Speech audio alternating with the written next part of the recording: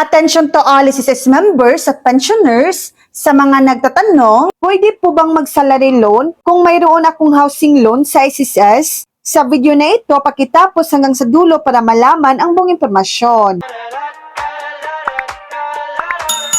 Oo, pwedeng-pwede pa rin mag-apply ng salary loan kahit mayroon kang housing loan sa SSS. Basta natutugunan mo ang mga sumusunod na kondisyon. Ang iyong housing loan ay napapanahon ang pagbabayad at walang naipong utang o parusa. Natutugunan mo ang mga pangunahing kinakailangan para sa salary loan. Kailangan may hindi ibababa sa 36 buwang naihulog na kontribusyon, kung saan 6 dito ay pasok sa huling 12 na buwan bago mag-apply. Kailangan wala kang ibang utang na hindi pa nababayaran sa mga panandaliang pautang ng SSS, tulad ng nakaraang salary loan o pautang sa panahon ng sakuna. Kailangan ikaw ay wala pang 65 taong gulang sa oras ng pag-a-apply. Hindi ka pa nakatanggap ng panghuling benepisyo tulad ng pensyon sa pagreretiro o pangmatagalang kawalan ng kakayahang magtrabaho. Ang housing loan ay isang pangmatagalang pautang at hindi ito direktang humahadlang sa pagkuha ng ibang uri ng pautang. Basta't maayos ang iyong katayuan sa pagbabayad at natutugunan ang mga pamantayan para sa hinihinging pautang. So yan lang po ang latest update.